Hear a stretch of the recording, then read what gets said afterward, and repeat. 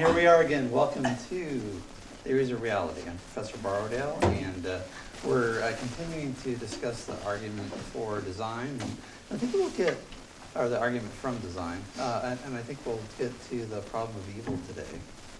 So, got a couple of things here. So this is week 9 of the term. We'll finish up with the problem of evil and the meaning of life next week.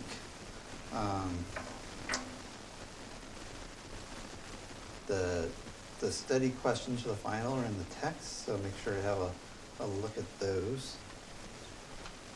So somebody want to, just to get us started, remind us of the analogy of the watch. What's the analogy of the watch about? What's the watch supposed to be analogous to, and how does the argument go, and how is it supposed to prove God's existence?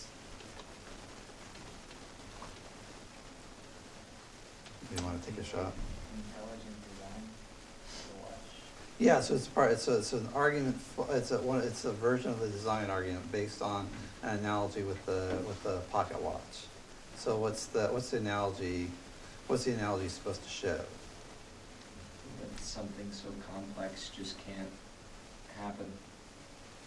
Like a watch just doesn't get created by tumbling around and getting hit by lightning. Yeah, so the watch has like certain features that couldn't be explained by random naturalistic mechanical forces. Yeah. So and Paley calls out order, complexity, and purpose. So he says if you look at what are the marks of design? So how do you tell something is intelligently designed? So Paley says. If a thing exhibits order, complexity, and purpose, that shows you that it had to have a designer. So compare the pocket watch with a rock. He says, I kick my foot against a rock in the tall grass, and I don't think, oh, who made this rock? How did it get here? I think, well, wind and erosion and the sort of stresses of heat cracking the rock, and then a little bit breaks off, and then some more rain and wind, and over like thousands and millions of years, it forms as rock, and that's a intelligible story. But if I say on the other hand, I pick up this pocket watch and I try to tell the same story, it doesn't work. Why? Because the watch exhibits order, complexity, and purpose. He uses this phrase, the fitting of means to ends. So you have each little part in the watch serves a purpose, and you can tell that it is made with that purpose, right? So, and if any little gear or spring in that watch comes out, the mechanism's not going to function. Is not going to function the way it's supposed to, right? And this whole idea of purpose and the way things are supposed to work and their function is all. These are all features of design systems. And Paley says you look at nature, you find those same features, right? So, and particularly in living things, and those are the things that Paley focuses on. So, just a couple of pictures here. The miracle of broccoli. So here's a head of broccoli as it's growing. You see it, fully matured in the grocery store, and you can see this fractal pattern, right? So it's the fractal pattern. You have like repeating order, and it goes from like the big level to the smaller level, and so you have patterns within patterns within patterns within patterns, and these patterns follow regular mathematical formulas. There's a certain amount of regularity. And in the way the broccoli grows, and this is something that's programmed in at the DNA level to make it grow like this. And you find structures like this throughout nature, where you see patterns, mathematical patterns that can be described by mathematical equations that makes it look like the watch. It makes it look like it's designed. And this humble head of broccoli has much more order, complexity, and purpose in it than any pocket watch or even your smartphone. Here's a flower. again, you see the kind of fractal pattern of growth. Here's a nautilus shell. So again, you see the same pattern. Here's a honeycomb from a beehive. And so bees make these hives where they make honey. And this hexagonal shape turns out to have just the right angles to give the hive maximum structural integrity.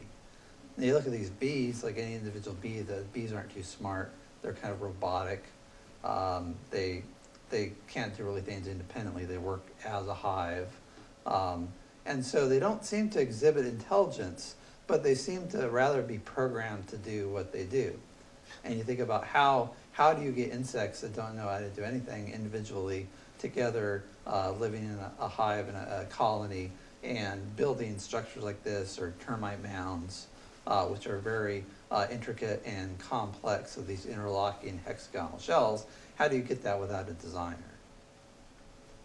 The ecosystem, right? So you can look at how you have plants grow, animals eat the plants, and then larger animals eat the other animals, and then animals die and they're decomposed by bacteria. They become sediment, which then fertilizes the soil, and this is the chain of life. You also have solar radiation, which causes plants to grow. The plants engage in photosynthesis. Again, is this sort of miraculous chemical reaction which produces oxygen, which in turn animals like us are able to breathe. And so plants eat carbon dioxide, which in sufficient quantities is poisonous to us, and produce oxygen, which we need to breathe. And we breathe oxygen, or we exhale carbon dioxide, which the plants need, right? So you get this nice, symbiotic relationship between plants and animals. We eat the plants. We and other animals fertilize the plants through our droppings, right? So, and then you get birds that disperse seeds that plants need to grow over a large spot and survive. And there's all of these interlocking systematic relationships between plants and animals and bacteria and the sun and the atmosphere. And it looks like it's a complex system in equilibrium, which looks like it was designed. You look at the starry heavens above, right? And you see again there's this fractal pattern, the spiral galaxy. This is a shot of the Milky Way, which shows its spiral pattern. And just in general, you look at the cosmos, you can see the intricate patterns of galaxies and planets, revolving around suns, and there are mathematical equations which undergird all of physics. Force equals mass times acceleration equals mc squared, right? All these equations describe the regularities of the world around us, and that's what makes science possible, is that we live in a world of mathematical regularities. Again, order, complexity, and purpose. Whenever you see order, you assume a designer. So if you think that a pocket watch had to have a designer, how much more so the universe that we live in, which is much more complex than any pocket watch or smartphone or whatever piece of technology designed by humans that you like to put up. The universe is much more complicated and exhibits much more order, complexity, and purpose. And the one they left out here is like the DNA molecule, right? So you have this sort of double helix pattern that undergirds all life. Again, we're just starting to unlock the secrets of the human genome and all the different genes and what they do. But even just a single strand of the DNA is filled with complexity and things we still haven't been able to figure out yet how exactly it works. We've just we know its structure, we know about like the basic building blocks, but we don't understand how they work in living organisms. We're just beginning to figure that out. And Yeah. they just recently made it so that they can edit one single letter out of DNA. Yeah, so, right, so you're just starting out. Hopefully they'll make it before I have to go into cryosleep. Yeah. I'm hoping I'll just sort of be able to leapfrog into the future. So what do you think about this as an argument? Is it compelling? Is it better than the ontological argument? Is it better than the cosmological argument? You guys think of some objections to it? What do you think, generally speaking? What's your take? It definitely makes you wonder. And I think it's a strong enough argument to where you don't choose to just throw it away immediately. But then, what is the creator? Where did the creator come from? That obviously runs into a lot of problems, but still just the understanding of the complexity of all of it, it's a little humbling. Mm-hmm. Yeah, you can see like the effect, even if you're thinking, well, I'm not really sure, I'm totally convinced. It seemed to be persuasive, certainly more persuasive than the ontological argument. The cosmological argument, I don't know, I think, does it seem more intuitive? Like cosmological argument, somebody remind us what that is. What's the cosmological argument say? Okay, those will be on the test. So it says that each and every event in the universe has a cause, therefore the universe itself must have a cause. Okay. Or you could put it another way, you could say, well, where did the universe come from? God must have made it, right? That's the sort of more intuitive form of the cosmological argument. Or, and I guess the most basic argument is, you could say, well, why is there something rather than nothing? And the cosmological argument says that the only sufficient reason you can give for there being something rather than nothing is that an eternal self-existent God created a contingent and dependent universe. So that compared with the sort of order, complexity, and purpose argument, the apparent design of the universe, if you were to sort of weigh those two as far as intuitive pitch, which seems like better. Suppose you're an evangelist, you're on campus trying to convince a bunch of damn atheists to believe in God. Which one would you use? Probably this one. This one? Yeah. A lot of people think that the design argument is kind of the best argument as far as these theistic arguments for God's existence.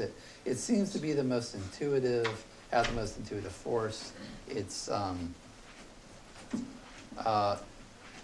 and I'm not sure, I think it's less abstract, right? So this is more of an empirical argument than the cosmological argument pitches itself as being like based on the evidence of the senses, saying, well, we observe that you don't get something from nothing, but you don't get something from nothing.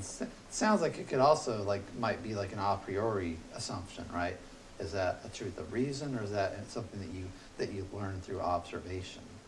That's it's an interesting question. I think you might treat it either way.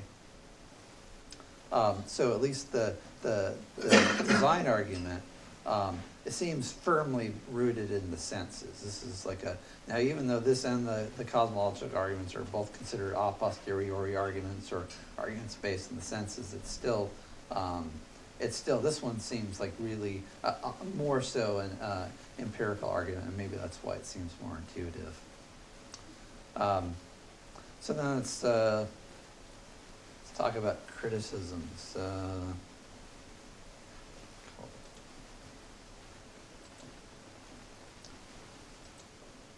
So one, so in the text I gave you some arguments from Hume. Hume has these two counter analogies, right? So there's the analogy of the watch, and Hume has the analogy of the vegetable. So these are Hume's.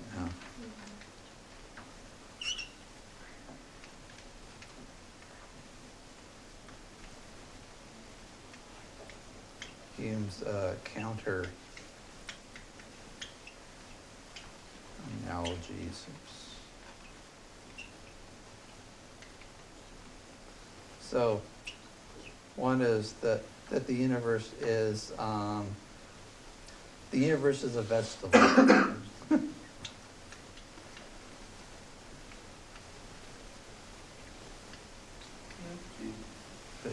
Vegetable. Vegetable. The universe is a vegetable. And so, okay, how do vegetables get here? Yeah, they grow, and where do they come from? Seeds, right? So this is, so the universe of vegetables. Vegetables come from, I think Hume used the word like germination and vegetation or something like that. But basically, his idea is maybe the universe was seeded, by another universe, right? So how do we get vegetables? Well, vegetables come from other vegetables. And so this is like an empirical argument, right? So you think about, okay, it's an argument by analogy like Hume's. Hume says, well, Paley says it's a watch, and we're going to use machines for a model universe. And Hume says, well, okay, that's an analogy, but what about like a vegetable? You don't pick up a tomato. Actually, tomato's a fruit, but for the sake of example, you don't pick up a tomato and say, I don't know, where did this come from? I don't know. I mean, you could use berries or whatever, right? You could use whatever, you could use fruit as well. So you pick up some piece of fruit or vegetable, and you don't think, where did this come from, right? You just think, well, it just came from a seed. Well, maybe analogously, the universe was seeded by another universe. And he says this analogy is just as good, but it doesn't require a designer. And it still doesn't answer the question, like, where the other universe came from, and then that universe. Like, what was the original seed? Well, where does the designer come from? Yeah. There's still the same argument. He has a similar, so this is another analogy is the universe is an animal.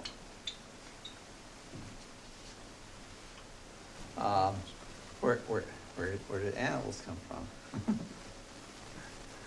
Well, Hume says you get like mommy universe and daddy universe, and they, get together and procreation. Make me think of a whimsical bumper sticker, which I won't describe, about being procreation. It was a variation of the Darwin fish. Anyway, so two universes get together. Mommy universe and daddy universe, create baby universe. Now you think, well, that's ridiculous, right? It's talking about two universes having sex and giving birth to a baby universe. That's, But then Hume says, well, that's, it's an analogy, right? So it's talking about like some process going on between two universes to produce a third. That's not any more ridiculous than like, some divine watchmaker, like is there like a divine workbench? Is there like a divine, eyeglass and so on? So the universe is, this idea, this analogy is just as good as a watch. And, Hume would say, well, you don't take it too literally in the same way you don't take the other one literally. But and this doesn't require, you don't have to think about, like, if you see like a little, I don't know, some feral cat dropped on your porch, like the 5 cats that I ended up with were all like some Gucci mama in the neighborhood just kept on dropping these sick kittens in the bushes in our house. So adopted all of them. Oh, then after we nurse them back to health, we'll adopt them out. Like that was going to happen.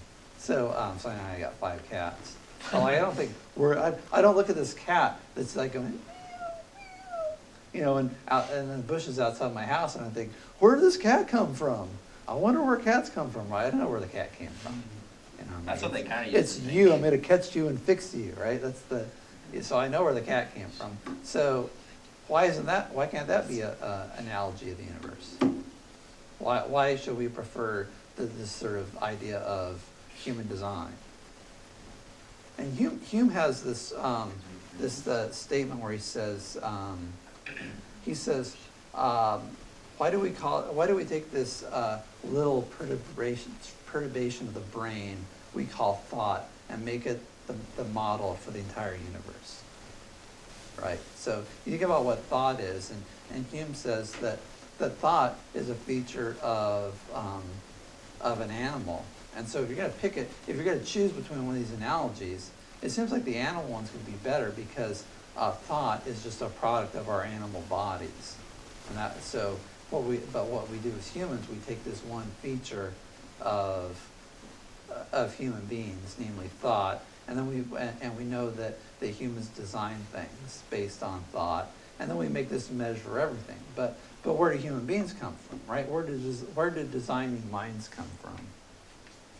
Is what you would say. Where do designing minds?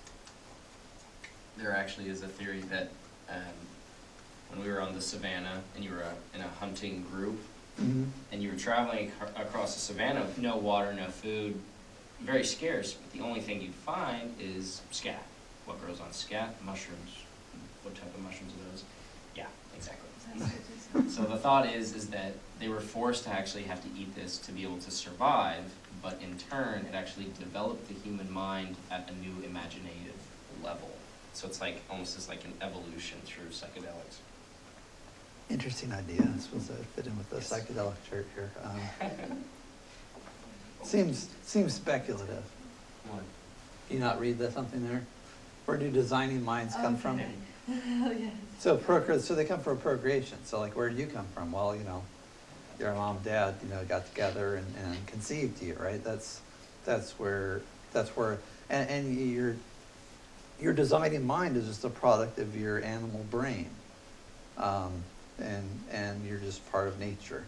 So Hume says that what the advocates of the design argument like Paley do is they take this one feature of nature and try to make the model for everything when it comes from one of these natural forces, just like everything else. So what do you think about this as a counterexample? Or what do you think about Hume's analogies versus the watchmaker? Does this take the wind out of Paley's sails, or what do you think? Is there any way to not anthropomorphize it when trying to figure out how to come up with a good analogy? It's something about the procreation I think it's like a natural force that doesn't anthropomorphize things. It's like procreation isn't something it's often something that's not done by design, right? There's some people in this room who came about through accident, through poor or lack of planning, right? So, whereas and this is another objection to the watchmaker, right? So the watchmaker analogy.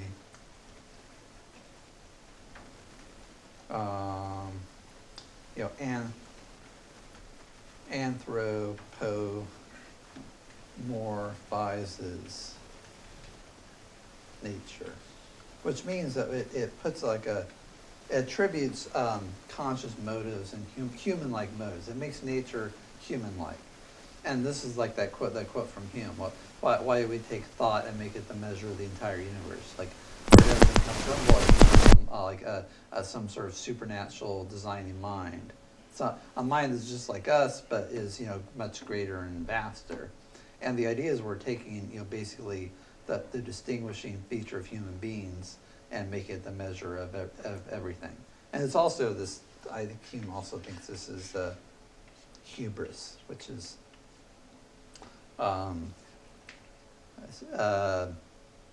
pride, but in a negative sense. It's like having an overabundance of pride, right? So we think we're the greatest thing on the planet, therefore we think that whatever created the planet has to be something like us, something like that. He would say, why do we take this one feature of nature and elevate it to the status of God. God is basically, God is seen as a disembodied mind, right? So like a human being, but without a material body. But that's taking like that feature of rationality, which distinguishes human beings from the other animals, and elevates to the status of Godhead, and essentially making ourselves God. That was B. Hume's argument. So then, like on the procreation side, would the concept still be the same if we like replace procreation with like universal mitosis or like some mythical phoenix version of? Yeah, it could be like it could be any kind of asexual reproduction, if you like. Bacteria proliferating. You could like what's the cell division? So you could have like lots of different models probably. So you might have like sort of cosmic mitosis. You have cell division. I just feel like it's hard to escape like last week's topic or whatever about infinite regress. Like I just feel like it's always gonna be the case of infinity in both directions. So here's like the counter argument. They'll say, look, the great thing about the watchmaker is there's like one intelligent designer, a designing mind that designed the whole universe and created it, who's self-existent. But this whole idea of like, two universes creating a third, and the idea of a cosmic, sex between universes, or a universe seeding another one, it's like, well, where do those universes come from? And then where do those universes come from? Whereas the designing mind tells you that it all came from like this, master plan of this divine designer who is eternal and self-existent and so on. So yeah, I guess the idea was you combine that with the cosmological argument, and you could say you have this kind of ultimate creator who also has as a designing mind and created the universe to be the way it is. And that's why, for example, the Earth, like you look at some of these things, like the Earth is spinning on its axis at like 23 and a half degrees. And that's like an ideal angle for it to have the seasons and for all the life to do the things it does, for it not to be like, not to have the seas boil and have everything frozen on one side. You get all sorts of things which make life possible on Earth by things being just so. And if it was just off one way or the other, life wouldn't be possible. Also, like the distance from the sun too, like the 90 million miles.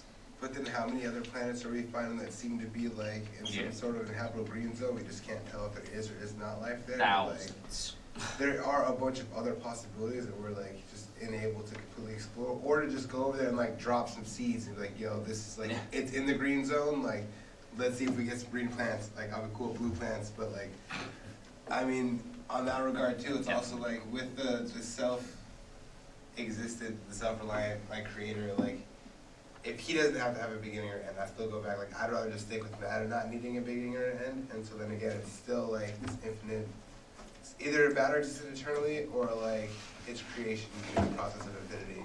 And like, I don't know, I just feel like my question would be more or less like, why is it that since matter does exist, whether it's eternal or infinite or it was or wasn't created, like maybe if it was why created, like why does that have, why do we see that like gravity is what it is and light has the properties that it has? Like those are the two biggest things that I think make a difference for everything else. Like nothing is faster than light, and then like What's set those attracts guidelines? light. Yeah, Well, like that's why those two from the existence of matter. So this is this thing called the anthropic principle. Anthropic, not to be confused with anthropomorphizing, but it's got the same root word. And this is kind of a subtle concept, but the idea is that if the universe weren't as it is, we wouldn't be here to contemplate why it is as it is. And there's another theory called the Goldilocks universe, and that has to do with there being an infinite amount of multiverses, but there's only a finite amount, just like planets, that are capable of having life. But all of those have different variations of gravity, particle densities, speeds of particles, all of them have variations, but there's that sweet little spot where existence somehow is created. But again, And then where do they? It's a happy coincidence. Yeah. It would be the art, the Paley would say, oh, that's a really happy coincidence. That sounds like, like the, lightning struck and it like etched in an engraving in perfect cursive. It's the only coincidence you can see. Although it still seems bound by like the result of light and gravity. Let me just come back to this idea that if the universe weren't as it is, we wouldn't be here to ask why. We should be understood as like a subjective word though, because like we may not be here, that doesn't mean another form of life wouldn't be here with its own weird, it wouldn't have the exact same precise conceptual like sentience that we do, but like I think just any form of life existing is enough to satisfy that criteria. Okay, well, that's fine. Regardless We of can like make that. level of sentience. We could add that qualifier, that some conscious life, right? So the idea is that certain laws of physics are necessary for the stability of the world, which make the evolution of life and consciousness possible. So, and if there are other universes, those universes that didn't have those laws of physics, perhaps would not create life, right? So, in which case there would be no life in those universes, asking why they existed. Yeah. It's the only coincidence that you can actually know, is when it actually works. There could have been infinite timelines, but you're only available of knowing one of them, because it's the only one you exist.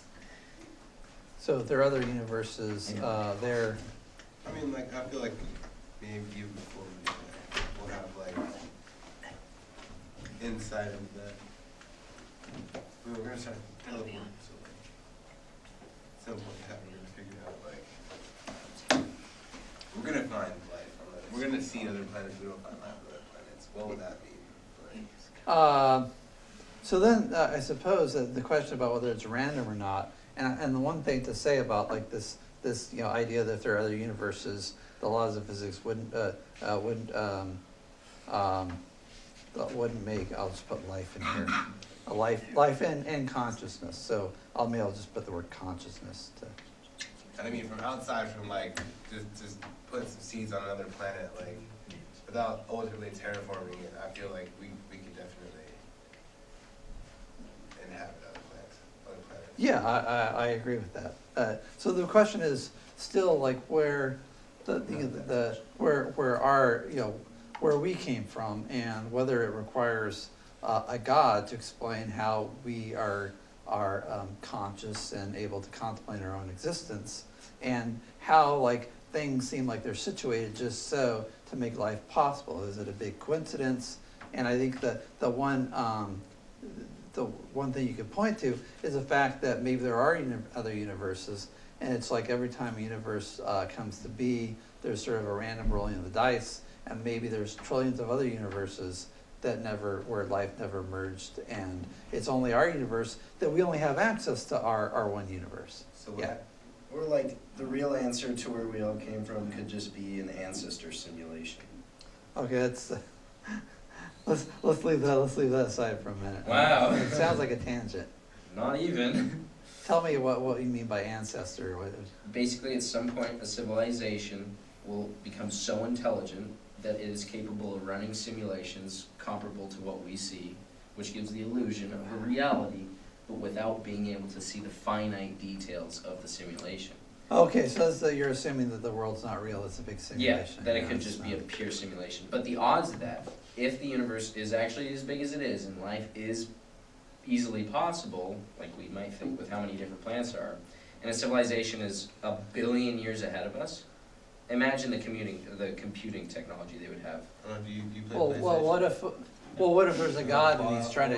Like, we're really close to like Yeah. the game worlds that are already distinguishable from like our world. Photorealism. Honestly, we probably already have like simulations that we can go into that we couldn't tell the difference from already. Well, what if God's in a simulation?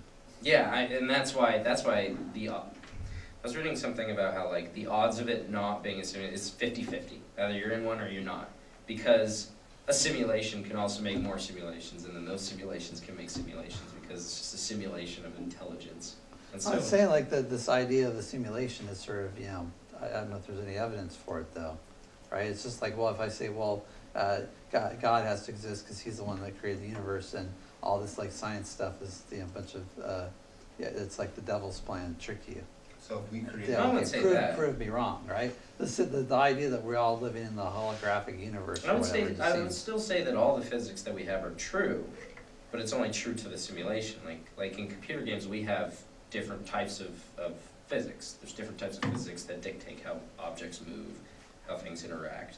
That, we do that now, but if you get it to an insanely complex level, to where you're just able to zoom in onto single atoms and then being able to zoom out to the size of universes. But he said that computational power was, oh god. It was a very specific number to be able to render like all of the atoms necessary for it to be a completely realistic simulation. Okay, I think I was right that this is a tangent. How at all does this affect whether or not you would need a designer to explain the universe? Well, I guess it just, Because God could it explain points to the simulations possibility of or- it, because we know that the possibility of creating a simulation at that size is possible. Yeah. So if it is possible, and there is even thousands of different alien races that existed or have existed far longer than us, then that kind of signifies that there is a possibility. But it really all lays on whether aliens exist or not. Well, it's also possible there's an arch deceiver that trying to make you believe in the aliens, so you'll fall, prey to his deceit and go to hell, right? I mean, there's lots of things that are possible. Yeah, Doesn't mean sure. that they're likely or true. Yeah. So then my question would be like, if we created life, let's say we did it like 3 different circumstances, right? Like we adjusted the parameters, this had more gravity, this had more heat for like a longer time or whatever. Like we changed it, so we made 3 different forms of life, but like, would they all have to say that we have to be here if we found a 4th set of life that was like from another planet that we had no intervention on? Would that 4th set of life be like, these 3 are right, they have a God, I have that God, although we had no effect on that God? Like if we could create life while there's life out there, because that would technically be us, like we could create life, there was other life created besides us. Would we then be God because we were the creator of that life and all life, or like? Well, I think that depends on what you mean by God. I would say probably no, because the concept of God is like of an eternal spiritual being or something. Go to Yeah. design and play with the design argument theory. Like we design other forms of life. Well, that's like consistent. Like there's even like, human beings design things, right? So like one of the things that people who believe in God will say is that we're like sub-creators. Like J.R.R. Tolkien, who wrote the Lord of the Rings books, talks about human beings as following God's footsteps, being creators too, and in that way being like divine, and that we're participating in his designing activities. So human beings build, bridges and buildings and the machines of all kinds and pocket watches, right? And we build all this stuff, and we're mirroring what God did when he created the heavens and the earth. So I'll just circle it around and it'd be like, I guess to follow Hume, to say that we're sub-designers is to anthropomorphize the designer itself. Like, because we are designers, to be designed is like a weird anthropomorphization of like what possibly started everything. But it's only So I couldn't call it anthropomorphizing if design. it's only anthropomorphizing if there isn't actually an intelligent designer, and that's like the point of issue. So to say like that people believe in God or anthropomorphizing nature seems to be like circular reasoning, or a bit what they call I mean, begging if we the have a question. designer, that's what saying a designer argument has, because it was like, the designer is a human trait, so that's an anthropomorphized trait on how we were created. So like, obviously to escape that, we couldn't have a design argument because we're designers. So like, we can't create our, like, I wouldn't see us being designed if we're designers ourselves. Why can't a designer design, or why can't something which is designed become a designer? So then that's what the designer argument is. So like, so the designer was also designer, and it's just infinite regress again. Well, then the question, like you go to the cosmological argument, an infinite regress is impossible, therefore there has to be an ultimate designer. So Right. then like, how does that change life or anything? Like if we design other things, like that's just gonna continue to go infinitely in that direction now. So like, then again, there's like, your infinite regress to the future of the same But I think, like, so, level of just sub-designing things, things just keep getting sub-designed all the way down through time. Paley would say, like, you can't have I think Paley would probably agree with Aquinas that an infinite regress doesn't make any sense. No, They would I say see that. I see what you're saying. 'Cause So you'd there still has to be need some one. point, there has to be some, prime designer maybe that started out, that designed the universe, And in that its still needs a beginning. prime origin too, though, so like, Yeah. again, you go back into the infinite regress, it just seems to dominate. It's the Literally need just a for paradox. An origin. It Well, always the leads for an infinite origin. regress is absurd, doesn't make any logical sense. But now there does an origin, because an origin needs an origin, and then that's just gonna. But that's the infinite regress. There's two Yeah. choices, right? There's either infinite regress or there's a starting point, right? Yeah. The Where does that infinite- starting point start from? Well, there is no, it is a starting point, that's where it started from. There is no starting point before it. That point had to come from somewhere. The No, point that it's we're just always saying been here, started it's came- eternal. So then it's So not it is just, infinite regress. it's just matter. So No, it's there's an no- eternal self-existent being. And we're going back to the cosmological argument. You could, I mean, people do try to say, well, the universe has just always been here. But then it looks like it was created, because then you bring in all the astrophysics and it looks like the universe has only been here 13 or 14 billion years. And it's dependent, and it's winding down, right? So it needs something outside of itself to have created. And then again, you could say, okay, either there's like this infinite regress of creators, or you could say there's a first creator, or a self-existent creator. But coming back to the design argument, let's see, where were we going? If they're, so you could say that, okay, this is just sort of this ours is, the only universe we know, right? And that maybe there are, a quadrillion, right? Or just maybe quadrillions, or whatever, like, fantastic number you can think of 2 trillion of gallons. other ones. Where no life emerged, right? So it could just be an accident. It could just be probability. So you get big enough numbers, you get enough rolls of the dice, eventually they're gonna come up, you're gonna get, a Yahtzee or something, right? You'll get 6 sixes or something, right?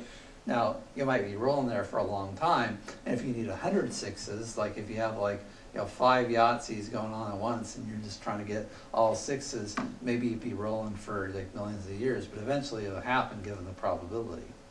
So maybe this is just a happy accident, and the reason it looks, there's this, coincidences do happen, so every once in a while, you flip a coin and you miss it and it lands on the ground, and it just sticks, it just lands on the ground and on its side and just stays there, right?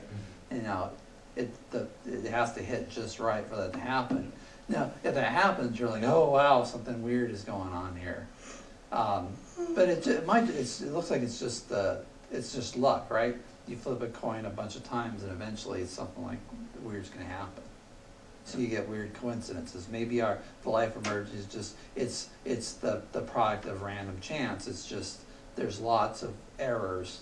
It's trial and error with lots of errors, and then we're looking at the experiment out of all the trillions, quadrillions of others that failed. We're the one that succeeded. And maybe there's some other ones out there we'll find someday, but at least we know, we're just looking at the success. So that might be one argument you'd have. And you can only argue from the one case. So you can't say, wow, isn't it amazing that things happen just so. Well, you need to make that argument, you need to compare it with other universes and say, well, okay, what happened in this universe? Maybe there's something about universes that the laws of physics are maybe they're the same in every universe or very similar, and that they inevitably result in life. We just don't know because we just have this small sample. This is the other thing we'd say. It's like the small sample fallacy. We have an example of one. We only have one universe we know about, so how can we say anything about probabilities? We can sort of think about how things might possibly be, but we don't really have any other actual examples. And Hume talks about this. It's you have one example. our universe. That's the only one we know of. Okay, so another argument comes from natural selection or evolution.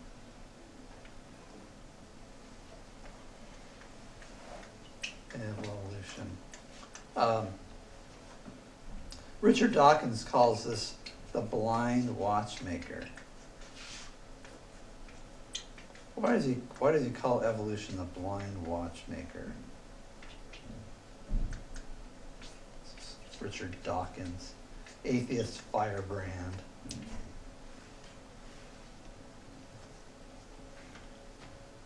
Maybe ever watch, you would go on YouTube and watch Richard Dawkins read his hate mail. It's pretty funny. He's sitting there by the fire, looking on the computer, reading these people that are calling him names and telling him how they hope he dies in all these horrific ways, because he's tearing down people's faith in God. It's that guy. It's fun watching. Anyway, he's an evolutionary biologist, and he used to believe in God, and then he discovered evolution or natural selection, and then became an atheist. And he believed in God based on the design argument. He said, how can all this have happened of chance? How could the universe a universe of complexity and purpose and function that I'm studying in my classes? How could all this have come from chance? And so he studied biology and studied evolution and said, oh, this is how it could happen.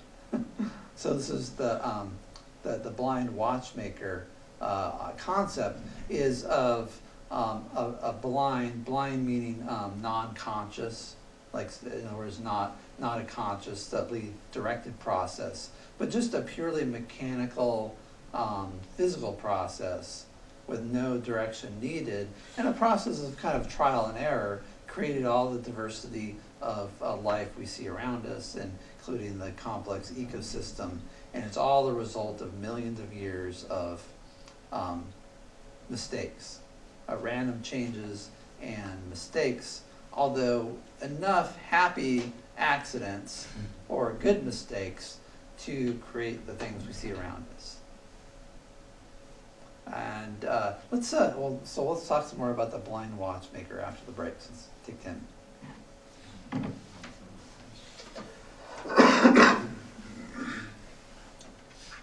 At what point do you think VR will be indistinguishable from real life? No. When are we gonna have access to indistinguishable VR? Yeah. I don't know. 4 Like or that. 5 years, depending on Sony and Yeah. Microsoft. Yeah.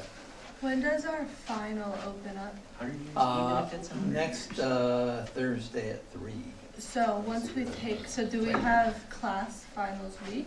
We do not. So after we take the final, we don't. Yep, our last class is Thursday at 3, and you can go and take the final. This Thursday? Next Thursday. Next Thursday. Okay. Okay, cool. Ready for a break? I'm done. I want to keep going.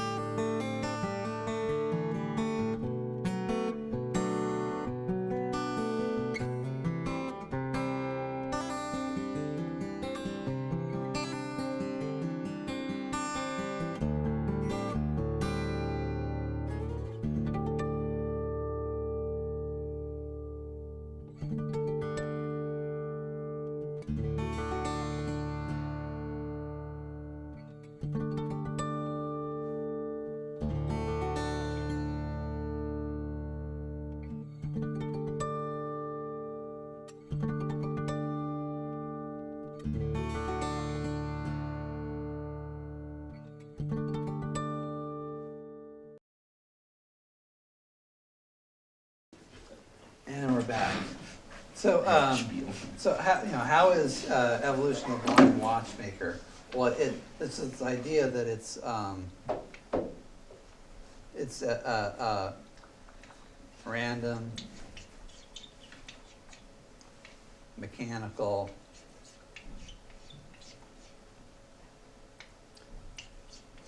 naturalistic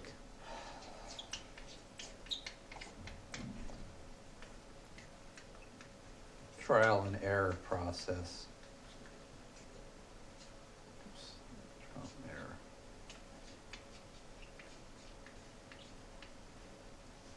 So the idea, if you look at natural selection, how's that supposed to work? Natural selection. Constant failures until a success, and then that success delays failure, and because it delays failure, that success gets to reproduce, and then that happens millions of times, and then you have something that's a majority successful. Yeah, so you have a random mutation and natural selection. Mm-hmm. So you have some, let's see, I already got this on, I got a new page here. Random mechanical naturalistic trial and error process, this natural selection. So you start out with like a random mutation.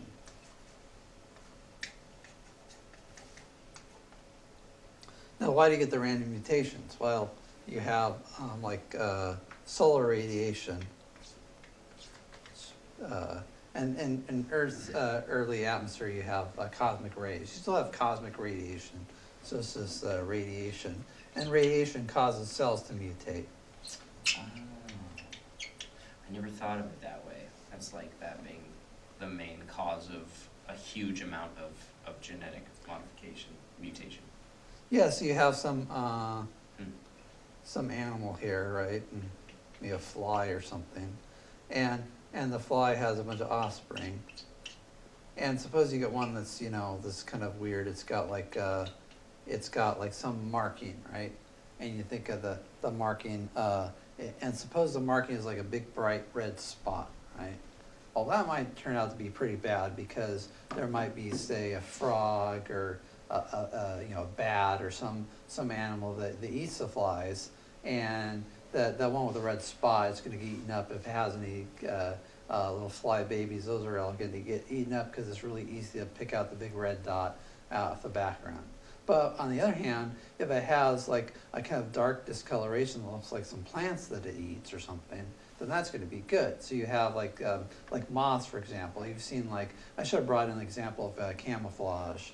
Now camouflage comes in degrees, right? So camouflage. But you get some animals, they look just like a stick, or they look like a piece of bark, or they look like, there's some sea animals that fit in with the sea floor. And so if you get natural camouflage just through a random change in your color that blends in with the environment, you're going to get eaten less, and then you're going to produce more offspring. And then they're going to produce more offspring. And pretty soon, that trait gets selected for, and it predominates in the population, right? So you have camouflage, it might be some other advantages. Legs. Well, I suppose like an extra leg, right? Now, most of the time you see these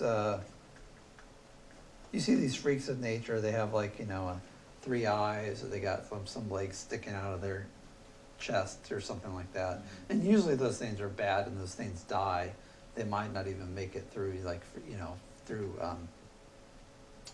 infancy. The animals with these mutations tend to have all sorts of problems and die. But every once in a while, you get a little advantage where that allows them to live a little longer, reproduce a little more.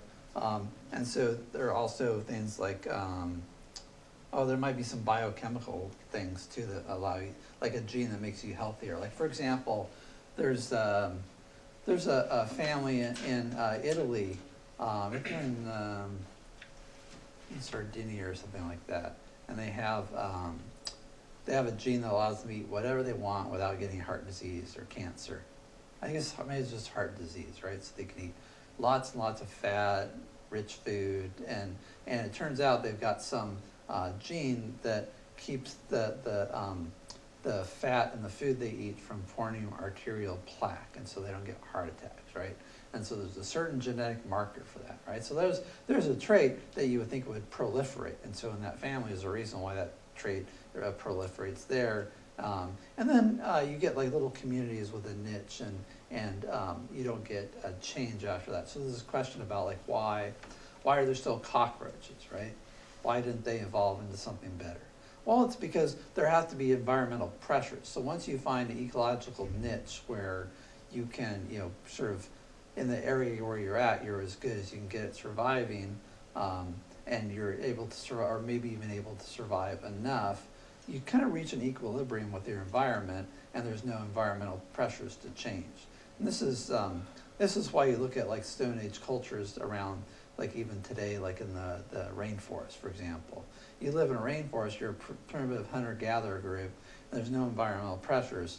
You pretty much do the same thing for like indefinitely, right? You just get your roots and berries, and build your grass huts, and hunt with primitive flint tools, and pretty much you just do that for thousands of years. And in the 20th century, we've actually found isolated tribes and been in touch with modern civilization, and they're living like our ancestors did, 12,000 years ago. So you reach this sort of niche where there's no pressure to change. But as soon as there's a crisis and there's some animal trying to eat you, or there's some environmental change, you have to adapt or die. And so, again, most of these adaptations, you might get speed, or maybe and this would allow you to both eat other animals, some way of getting food. So, And the way that you live is also capable of altering your genetics. So if you work out more as a kid and you have a child, he's more predisposed to have that muscular build that you had gaining. Even if you were super skinny, but if you gained a lot of muscle, he's more predisposed to be like that because you've changed the way that your genes are coded. I heard this sort of neo-Lamarckianism, where it turns out you can actually change your genes over time, Yeah. the way they're expressed. It's not an insane difference, but Right, there's some definitely, difference, yeah. right? Yep. So you get all these genetic changes, and then over, again, millions and millions of years, they add up to real changes. And so, and this is, you look back on the fossil record, you can see this movement of more and more sophisticated animals. So you get the first life, and we'll talk about like where that came from, but you basically, the first life is bacteria, and then in random mutation, natural selection, and you get the one-celled animals, and then like the multi-celled animals like the paramecium, multi-celled, and then like mollusks and things, right? Oops. I should have like a chart here.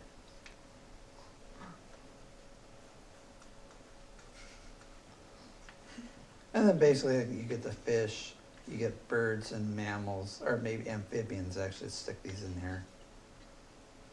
Fish, then amphibians, birds and mammals coming about the same time, and then humans. Humans evolving from hominids. So, and again, you have all this happening through random mutation and natural selection.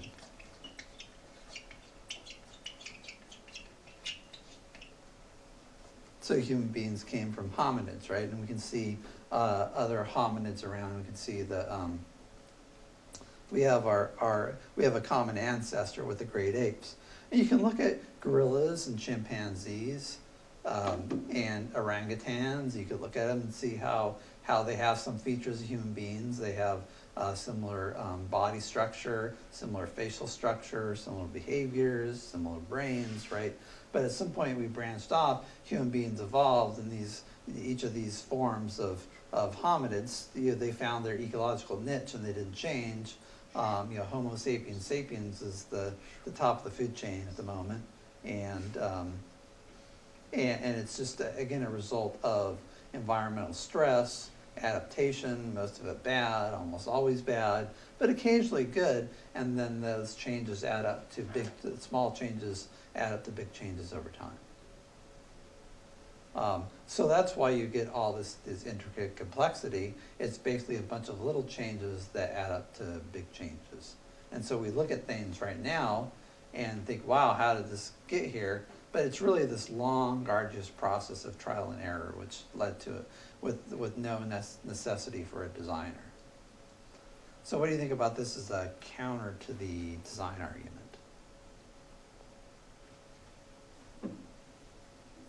This still doesn't answer why they're predisposed to build like that anyway.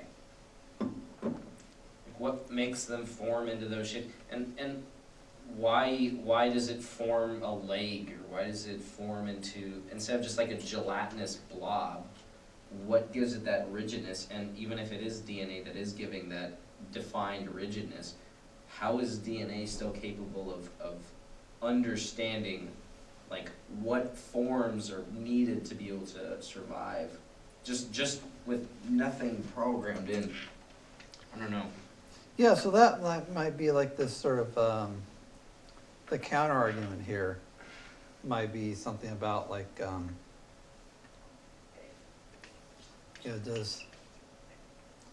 doesn't It makes sense explain. why it does the things that it does, but why does it do those things in the first place? The laws of, biology, chemistry,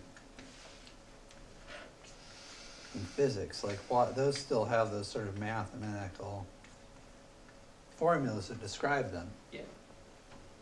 And without them, life wouldn't be possible. So why do we have these highly mathematical laws that again look like they're part of an organized design structure? Yeah. And I think, what if you could say that,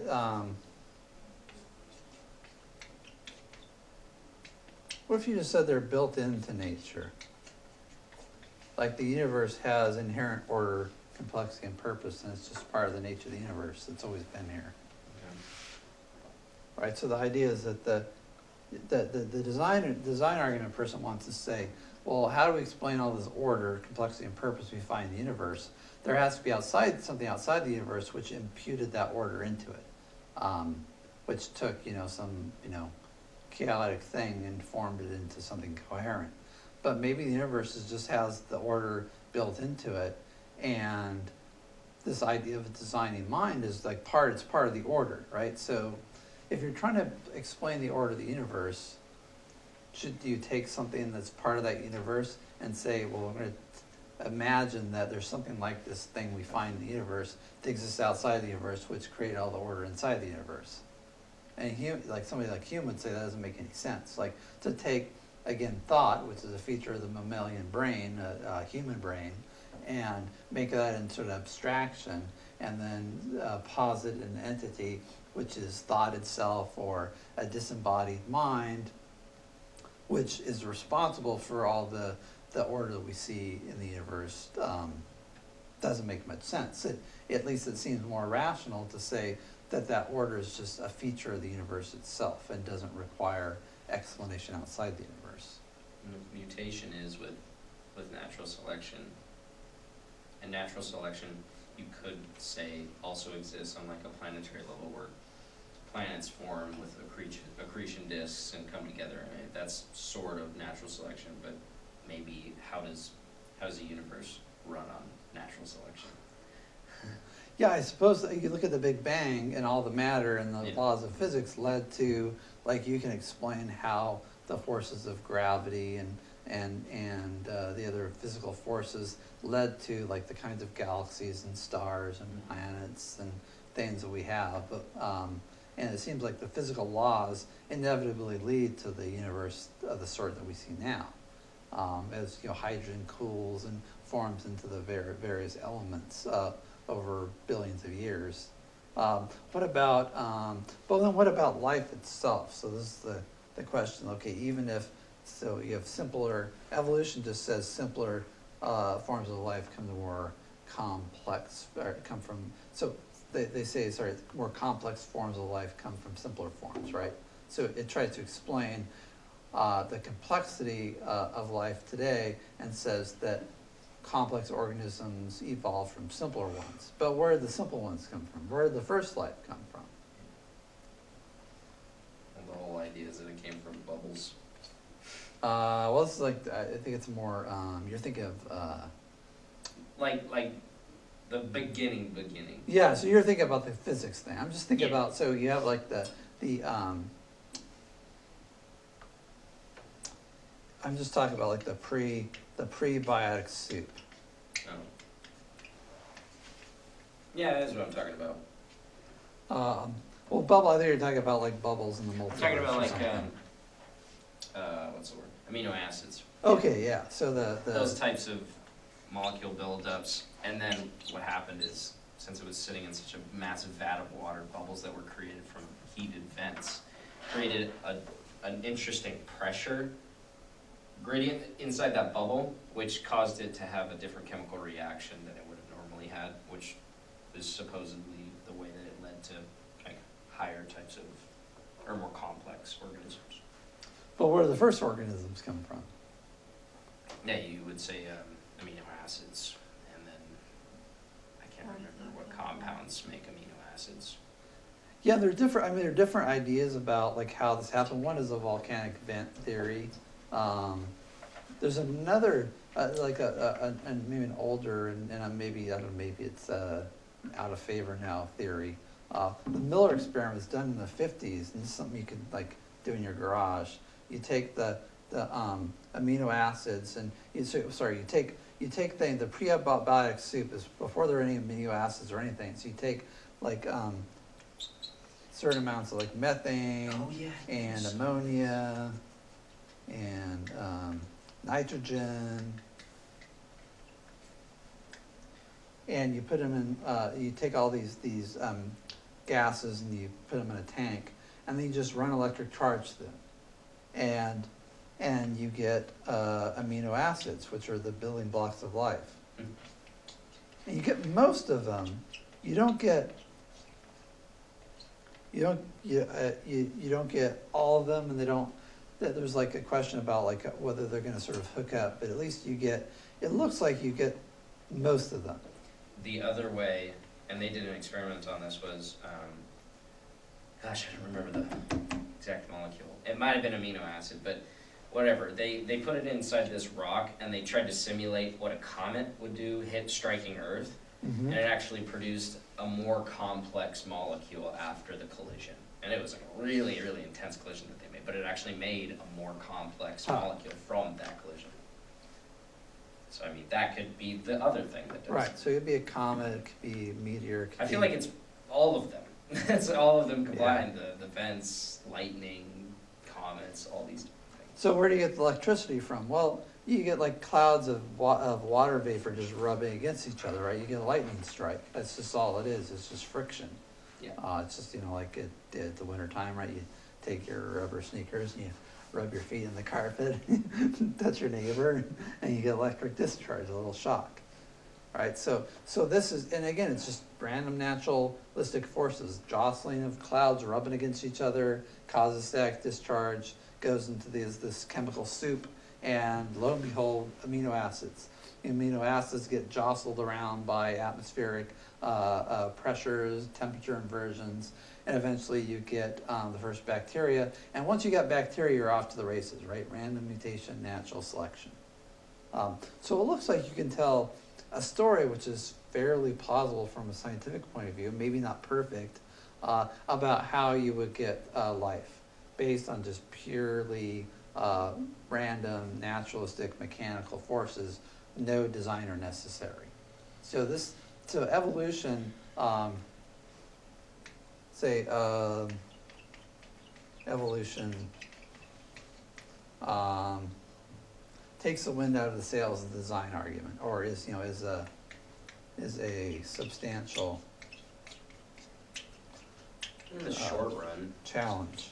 in the short term, the long term, I still don't think it does. Why not? Because it still runs into that whole argument we were having about whether there was a creator or the infinite starts or whatever. It always just runs back into that paradox. But that's like the cosmological argument, right? So, Thank you. no. So, why is this a problem? Well, why is the strong objection? I'll put substantial, I'll put the word objection, I don't know, challenge. Challenge It's a sounds kind of strong weak. objection against the Bible and God coming down and molding earth in 7 days and all of that. But it also could 6 be days. metaphorical in saying that, like, that is what he did. But Right, I'll steer clear of that whole can of worms. But at least it's important to see why evolution is objection to the design argument. So the design argument says that if you look at the life, at the miracle of life, you see that it exhibits order, complexity, and purpose. And the only way that order, complexity, and purpose could have emerged was through a designing mind. Evolution shows how you can get that same order, complexity, and purpose without a designing mind. So even though it's possible to believe in God and evolution, you can't say, you can no longer say there must be a God because of the apparent design of the universe. Because there are other ways to explain it. yeah. And maybe that's the problem that we face now, is we just don't have the tools to be able to explain it yet. Because there's just still so much we don't understand.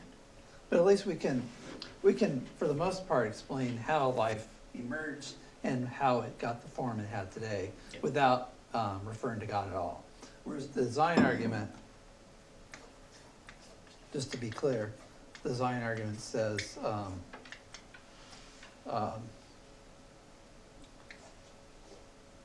we must, or let me reword this.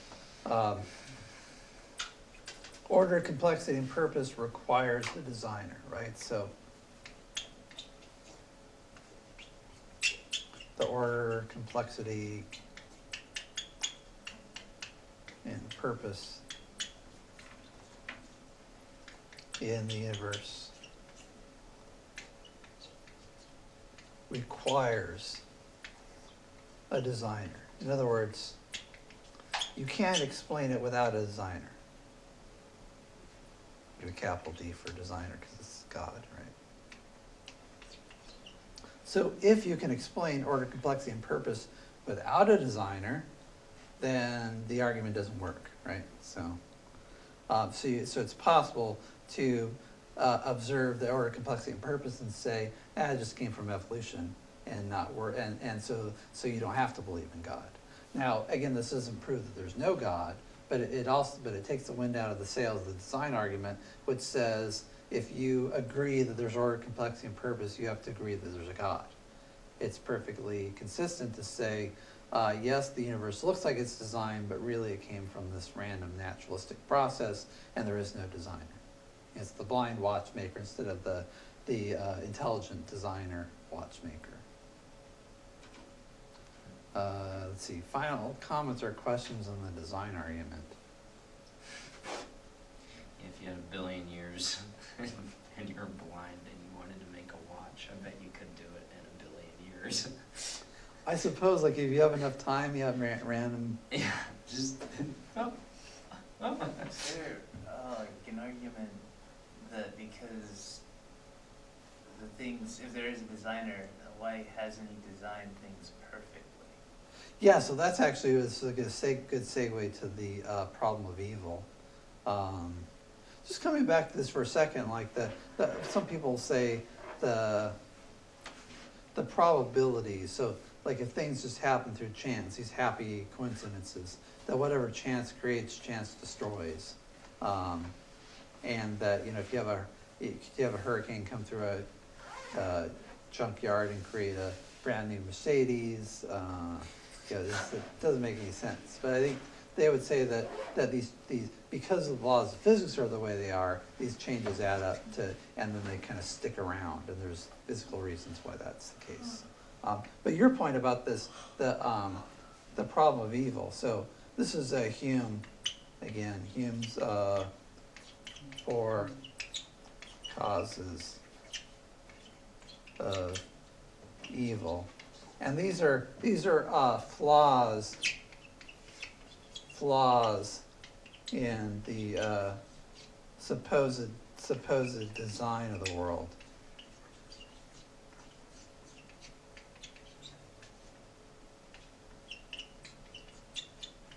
So these are 4 things that make our lives miserable.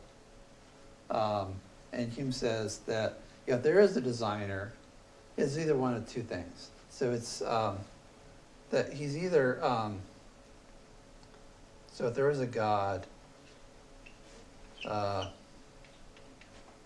he's either malevolent, or in other words, evil, or incompetent.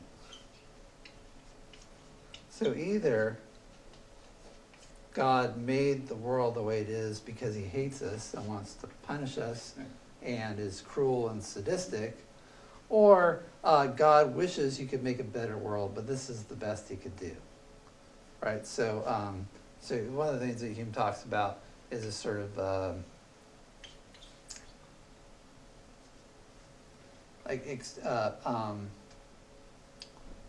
extremes of heat and cold. So this is inhospitable, I suppose, would be the first one. Inhospitable. So he compares it to like a house. Like you hire some contractor to build your house, and like the doors don't shut quite right, and it's drafty, and it's cold in the wintertime and warm in the summertime. And so he says you could look at the world around you, and there's really only a few spots, right? There's this extremes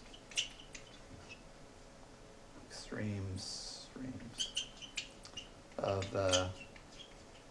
heat and cold. What other ways in which the world sucks, right? I mean, the people are complaining about the it's kind of sunny and nice today, but for most of especially here in Eugene, right? The summers are nice, but the rest of the year, it's dreary and rainy. I used to live in Santa Barbara. I got kind of spoiled. Like, if there was a God, why wouldn't everything be like Santa Barbara with maybe like a few ski slopes or something, right? If you want a little variety. It's like springtime year round. I come up here and I'm like, oh, this is like, it sort of rains all the time, and it's Some people dreary like and rain. mold's growing on everything, I suppose. Why do people like rain? I like it. There's the, so you look at like the part of the world is like, like the amount of the world that's habitable, right? You think about human beings growing up before technology. I mean, we're like in a nice climate-controlled room right now. You get the HVAC system. I got artificial lights, right? And in the summertime you get your air conditioning if you need it. You got heat you can crank up in the wintertime. You look at like, people living in grass huts. It's, there's only certain places where you can live. And then there's, like things like disease, tropical disease, and this is, I suppose, this all falls under the category of like poor design.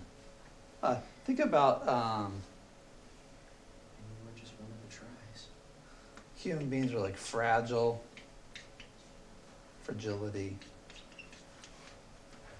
Think about like your teeth, right? So you got these teeth, and I don't know if you ever had like an infected tooth where like you didn't brush some area and it gets like a cavity and been the dentist for a while. All of a sudden you feel this like stabbing pain, unlike anything you've ever felt before in your life. It's like the worst pain you can imagine. And it sort of comes and goes, and then you have to get a root canal. And the root canal is like the actually is not bad at all. It's like all the stuff before the root canal that says you need a root canal. That's really painful. And there's that bacteria eating away your teeth and causing tooth decay. And it's like, well, I think about like like you have like the plane, right? And when a plane goes down, they have the black box. And even if the plane's totally destroyed, they got that black box that recorded everything that happened, right? So why don't they make the plane out of the stuff that they made the black box out of? Right? So think about your teeth, right? Why do your teeth like fall out? Why do they get infected, right?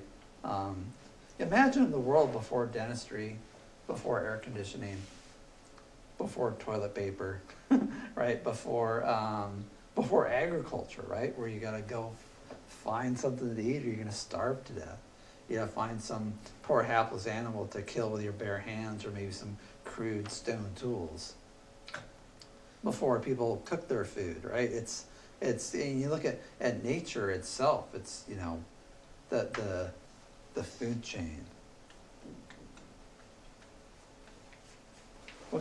What kind of guy would create that, right? And this goes to maybe the malevolent side, right?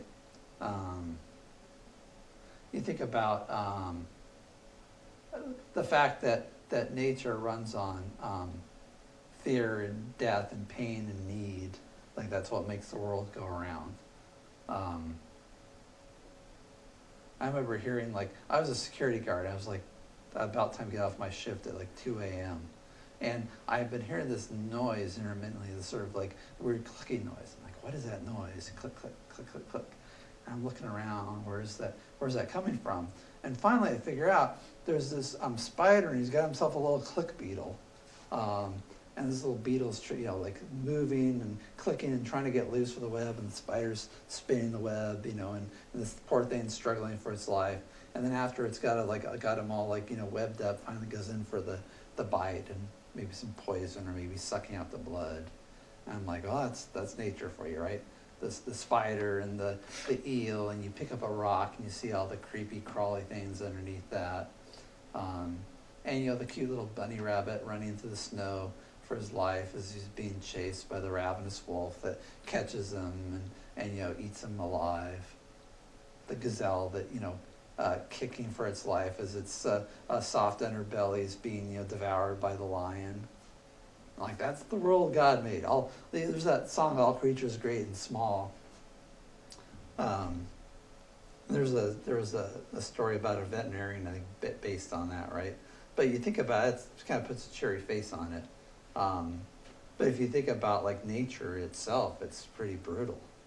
So then you have two things. You could either say, well, God made it this way. He wanted it to create a lot of pain and fear and death and need and constant want and suffering. Think of all the animals, huddled down in their burrows when it's so bitterly cold, all the animals that freeze to death, starve to death, all little baby turtles that get eaten by the seagulls, right? Okay, well, you said that sometimes beings find their niches with evolution, right? So if it was a perfect world, then everyone would have their niche immediately, and evolution wouldn't even be able to create like the technology that we have today. Nothing would evolve. It would just be in its niche because it's perfect. There's no need to change. So I mean, maybe God saw the benefit of change more so than a world of whatever world that would be. Well, why did you go through all this rigmarole? Why didn't you just create things the way you wanted in the first place, right? So you have this long, arduous process of pain, fear, and death that leads to like the diversity of life, and it still continues, right? It's just like it's not like the food chain doesn't exist anymore. It just got more and more complex. What if he was more interested in the development aspect of it? What if he didn't create things just so that he could have a creation, but rather to observe creation? So we're just here for his entertainment? I mean, that's why I think the argument for the ancestor simulation is good, because what if you could completely simulate all of Roman history? you would know exactly what they did. You would be able to understand how their society worked, why they chose the things they did, especially if it was based off all the same nature that you existed in the past. But a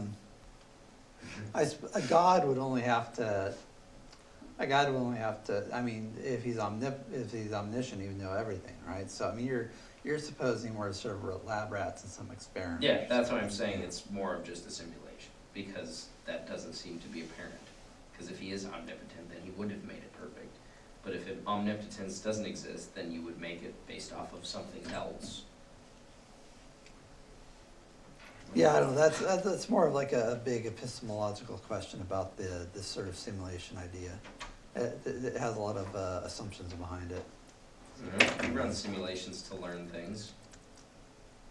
So what if you could run the best simulation possible? You would learn the most amount of information. I don't think so, no. Why?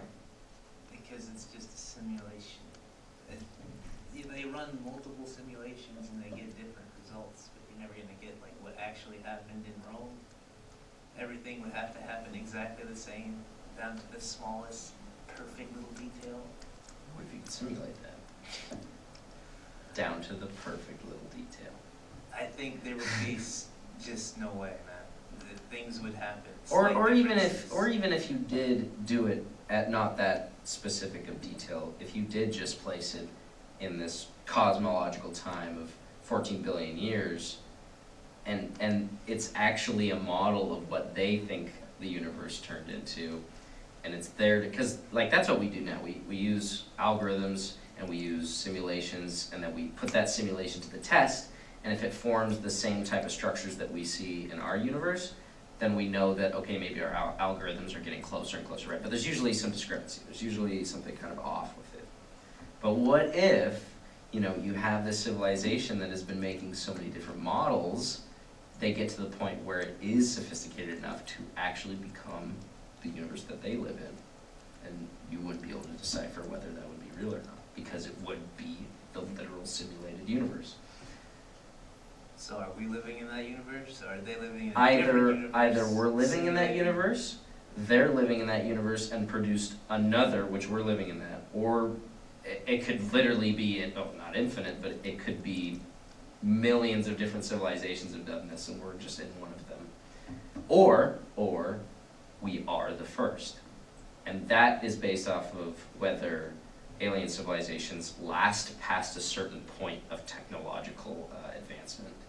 Because it's the Great Barrier, or specific word about how, like, you reach a type 1 civilization, and then a type 2, and then a type 3, and a type 4, and that bases off of like what your civilization's doing. Like a type 2 is able to control everything on its planet, like all of its weather and stuff like that, which were like a 1.7 or 8. But there's this barrier, and that's the theory is Drake's paradox or something. Right, Drake's equations, yeah. Thank you. Yeah, that's based off of how many civilizations exist in our galaxy alone, which he depicts as 1,000 different civilizations. But for some reason we haven't contacted them. We just don't know where they are. They seem to be gone. So the idea is that these civilizations have been around much longer than us, but they've hit that Great Barrier, and they've either gone extinct, or they've passed it, or we have already passed that hump, and we made it, or we haven't hit the hump yet. So there's two different ways, but I don't know. That's kind of a rundown. That still seems like a tangent to me. So It was trying to argue it. What if the world isn't real? I don't know. Well, then yeah, all bets are off, I guess, and anything could be true and nothing is true. Oh, well, let me come back to this argument here. So let's stick with the world. Let's stick with the world we have now. Let's assume it's real, okay? So then the question is like, does the character of this world, is it consistent with this idea of a benevolent God? And here, I think he's talking about like flaws, defects in nature. That's one of the words I was looking for. So,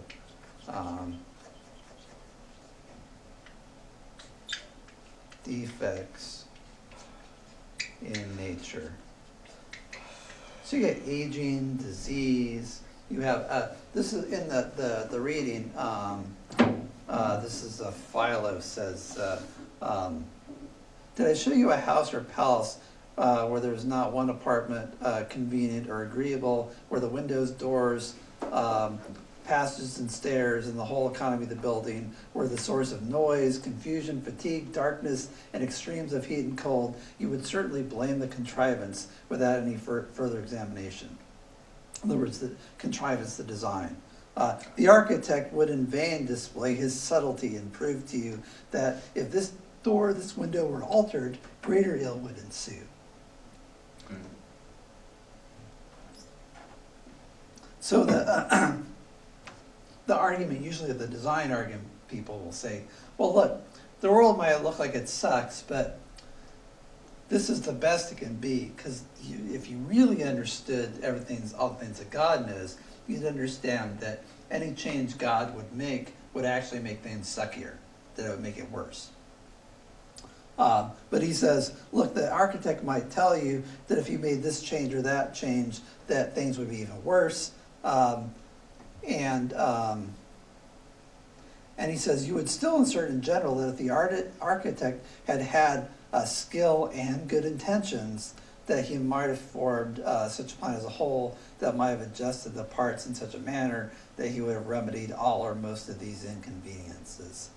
His ignorance, or even your own ignorance of such a plan, will never convince you of the impossibility of it. If you find any of these conveniences and deformities in the building, you will always, without entering into any detail, condemn the architect, right? So this comes down to this idea that similarly, you'd have to say the same thing about any God who would create this world. And think about, like, besides like disease and extremes of weather, what about things like, hurricanes, earthquakes,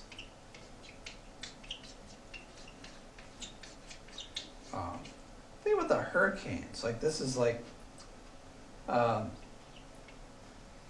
this is like a feature of weather. It's part of like the weather phenomena that's generated by the laws of physics and the sort of world that we have here. Or earthquakes, right? So you think about like the tectonic plates.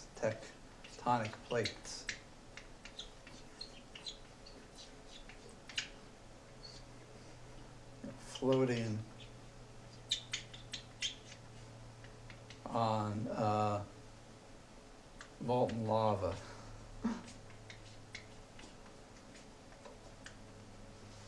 Whose brilliant idea was this? God's, right? So God said, I know what I'll do.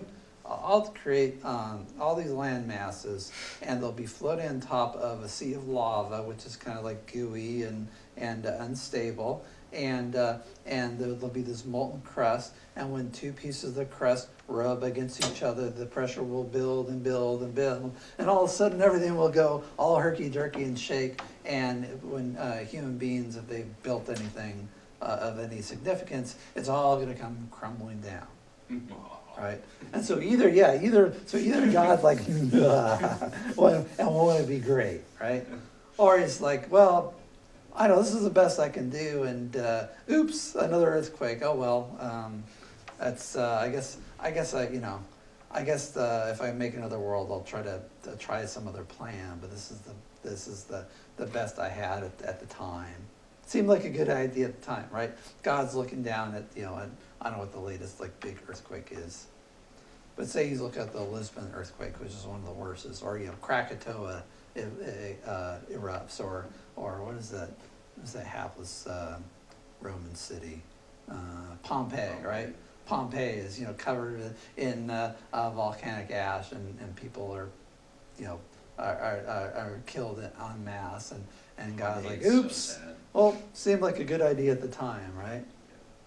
Even the idea of volcanoes, right? The volcanoes erupting, that's because there's all this molten lava inside the Earth's core, and pressure builds up, and then every once in a while it explodes like a giant zit, and covers the planet with ash, and the lava comes down and eats everything in its path, and burns people alive, and people die of asphyxiation from the ash, and Pompeii was really weird.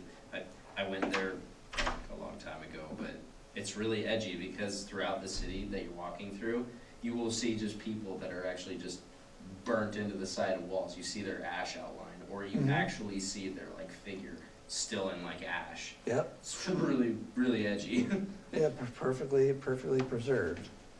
Right, so either you have to assume that God doesn't know what he's doing, and this is the best world that he could create, or that he created actually to torture human beings, to make our lives miserable. Both of which seem inconsistent with this idea of God, of both being all-powerful and being benevolent. And notice he says like this idea, well, people say, so if the world were like super predictable, we'd have these disasters that maybe, you know, there wouldn't be like heroes to save people in earthquakes, or after a hurricane, like there would be no room for heroism. And you could just say, well, okay, maybe that's true, but it seems like a world without like terrible human pain and suffering would be better than a world without those. Without heroes. Sorry, that's it. Yeah, so a world without heroes would be better than a world and no pain and suffering would be better a world with pain and suffering and with heroes. I've heard them say a lot, like, oh, all these things are just put there to test my faith. Yeah. And that's the whole free will that God gave us, and Adam chose poorly. And it might think like, what kind of test is this? It seems like it's if it's a test, so like suffering is a test. Like, you know, what's the test for? Yeah. It's like for God to see whether we still love him, I guess. That's like one of the ways it's put. So you imagine like you have like a father who wants to test whether his son loves him or not. And I suppose God, one problem is like God's omnipotent and omniscient, so he already knows everything anyway. So assumably he knows who loves him and who doesn't. But then his idea is it's sort of like a human father wants to find out whether the son loves him. So he turns on the stove and grabs his son's hand and like forces it down the hot stove and burns them and says, "Do you still love me, Johnny? Do you still love me?"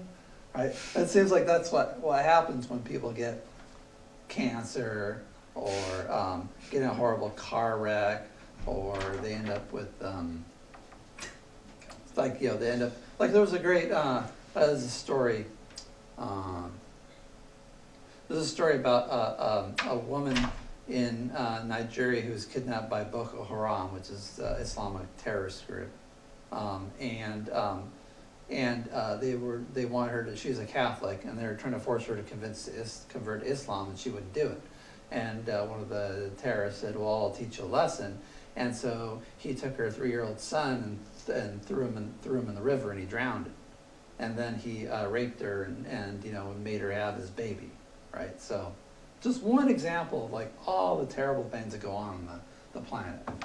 And you think about, well, what's the purpose of that? It's like God didn't intervene. And this person is like, seems to be very devout, very religious. In fact, it was her reluctance to convert to what she saw as a false religion as the reason why her son was killed, her 3-year-old son. So you think about what kind of test is that? Like, what kind of a God would test someone who's devoted to him in such a way, in that way? And this woman's, you know, traumatized by her experience, and there's lots of people, you know, all over the planet that are very devout and believe in God and end up suffering terribly. And it seems like the test is if it's for God's purpose, God should already know what they're going to do.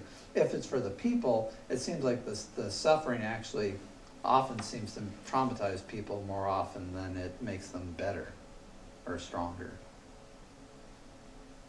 So Hume has 3 other causes of evil. I think we'll probably save those to the next time. Maybe I should give a preview.